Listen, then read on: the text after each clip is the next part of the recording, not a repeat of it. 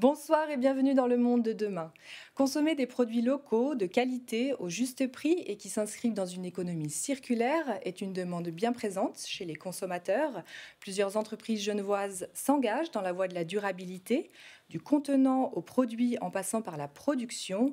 Coopératives et jeunes générations innovent et les gros acteurs s'intéressent de près à ces nouveaux produits. Alors comment réinventer le modèle conventionnel? Quels sont les impacts pour le secteur agroalimentaire et quelles initiatives existent à Genève pour un système alimentaire encore plus durable? Reportage Colline Hutz et Nicolas Grangier. L'agroalimentaire, un pan méconnu de l'industrie. Si Genève n'est pas la plus réputée dans ce domaine, il existe pourtant de multiples sociétés qui opèrent avec inventivité. C'est le cas d'Aube à glace qui s'est récemment lancé dans la production de glace végane. Installées au Bois de Baie, ces deux jeunes créatrices ont entièrement conçu leur business, du design de l'emballage jusqu'à l'élaboration des parfums, en privilégiant les produits locaux. Notre chaîne d'approvisionnement, c'est quelque chose sur laquelle on travaille tout le temps pour trouver des solutions plus locales et durables. Aussi, il y a notre packaging qui est 100% recyclable, fait en carton recyclable, sans plastique, avec une cuillère en bois. Si la texture et le goût restent la préoccupation majeure des deux créatrices, l'impact écologique des ingrédients utilisés est également pris en compte. On a trouvé d'abord le lait de cajou, mais au niveau de la durabilité, on n'était pas très convaincus. Et puis là, on a trouvé un lait de soja qui est bio et suisse, donc on est vraiment super contente. Voilà, c'est ce vers quoi on tend toujours un peu plus avec l'évolution de notre entreprise. Contrairement à certaines glaces véganes qu'il faut sortir du congélateur 30 minutes avant la dégustation, la recette des glaces Oba a été imaginée pour être consommée tout de suite. Ça, c'est quelque chose qu'on a vraiment travaillé dessus aussi, c'est faire tout de suite plaisir et c'est pour ça que ça s'appelle Oba. C'est un moment de joie, c'est une expression de joie au Brésil. Ça veut dire youpi ou trop bien et c'est ce qu'on a envie de voir en sortant cette glace du congèle, c'est tout de suite la manger. La firme produit aujourd'hui 6 parfums, du traditionnel chocolat ou cappuccino, aux saveurs plus originales de cocotella ou crunchy cacahuète. On a essayé de jouer aussi un peu là-dessus pour que les gens puissent s'y retrouver, mais explorer aussi un petit peu. Une fois le produit abouti, reste l'étape de la distribution pour écouler ces articles auprès d'un maximum de consommateurs. En cela, l'intérêt du géant Migros lui donne un gage de pérennité. Et afin d'aider le duo féminin, l'incubateur Pulse joue un rôle d'accompagnateur précieux.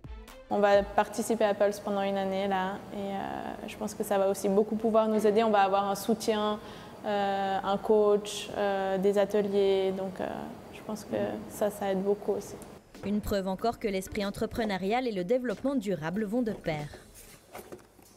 Acteurs incontournables du secteur, les laiteries réunies de Genève récoltent de la part des producteurs de toute la région des produits carnés et laitiers avant de les transformer. De son site de Plan-les-Watts, la coopérative centenaire n'en a pas oublié son engagement dans la durabilité et cela se vérifie sur toute la chaîne. C'est une chaîne dans son ensemble, hein. C'est depuis, je dirais, tout en amont, la manière dont on sélectionne nos produits, les matières premières, et puis ensuite comment est-ce qu'ils sont transformés dans une entreprise qui a vraiment un souci en fait d'être très éco-responsable. C'est vraiment nécessaire aujourd'hui de toujours se poser la question comment peut-on produire à meilleur coût, toujours en ayant également un impact limité sur l'environnement. Donc on aura des gros challenges devant nous dans les années à venir pour poursuivre tout cet élan qui a déjà démarré depuis plusieurs années aux laiteries. En termes environnementaux, l'entreprise œuvre sur plusieurs plans, ce qui lui permet de progresser dans son bilan écologique. C'est un bel exemple avec un parc photovoltaïque qui est très important, un des premiers à Genève sur des toits industriels. Et nous avons plus de 7000 m² qui nous permettent d'économiser, à titre d'exemple, plus de 15% de notre consommation électrique annuelle. On est en train, en fait, en ce moment, de transformer nos installations de production de froid. Et nous avions jusque-là des systèmes qui nécessitaient d'être remplacés, qui consommaient plus de 11 tonnes d'ammoniac par année. Et nous allons passer à moins de 250 kg par an de consommation, ce qui fait en fait une efficience énergétique extraordinaire. Mais l'éco-responsabilité se vit aussi sur le plan humain. Son personnel en est la ressource la plus précieuse. On existe parce que grâce à tous les gens qui y travaillent. Ça veut dire c'est aussi le maintien des compétences. C'est savoir être attractif pour des jeunes. Et pour moi, c'est très important en tant qu'entreprise. C'est une entreprise qui a 110 ans. On pourrait se dire, déjà 110 ans, alors combien d'entreprises arrivent à vivre 110 ans?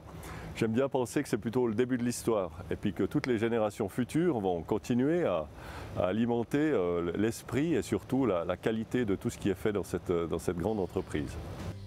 Avec ses valeurs de traçabilité, de circuits courts ou de prix équitables, les laiteries réunies ne peuvent négliger la rentabilité de leur affaire. Mais les investissements consentis sont heureusement ponctués d'économies substantielles. La durabilité n'empêche pas de faire son beurre. Nous avons le plaisir de recevoir Aurélien Ducré, ingénieur en technologie alimentaire, et Matteo Erni, ingénieur en microtechnique. Ils ont cofondé Procide, une start-up qui propose de valoriser les protéines végétales issues des résidus de l'industrie du brassage de bière. Messieurs, bonsoir. Bonsoir. Alors, comment elle est née cette idée de Procide ?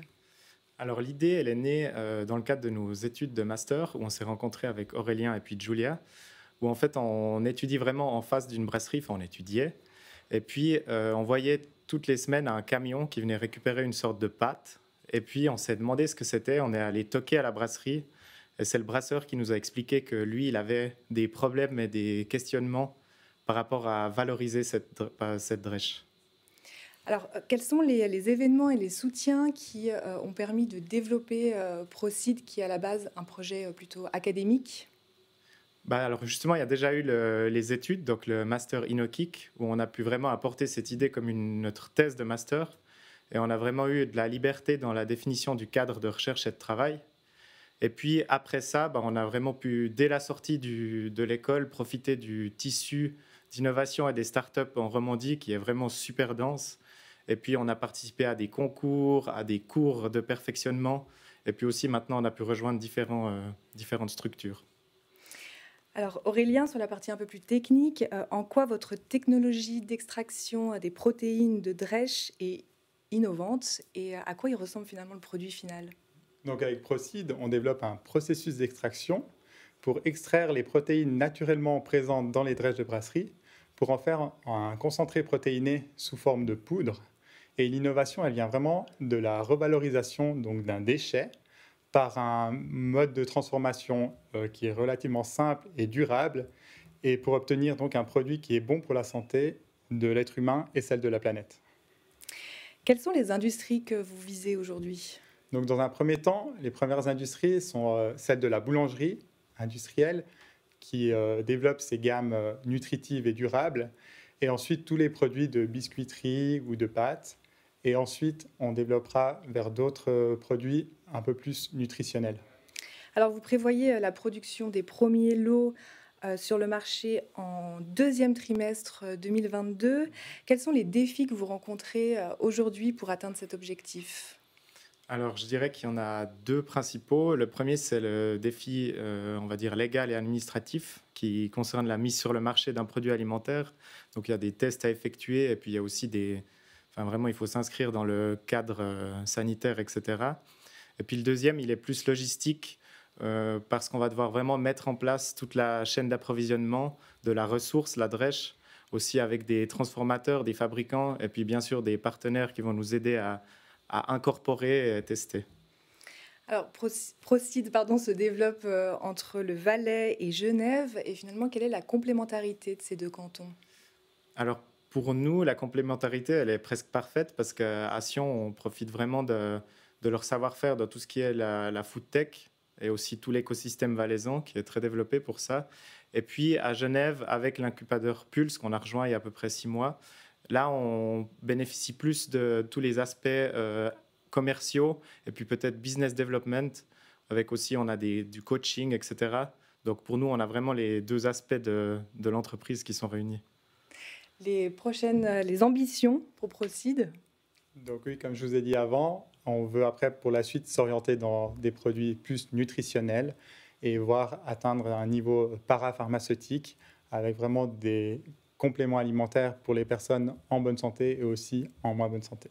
Messieurs, merci beaucoup. Merci à vous. Merci à vous. Merci à vous de nous avoir suivis et on se retrouve tout prochainement sur l'Aimant Bleu.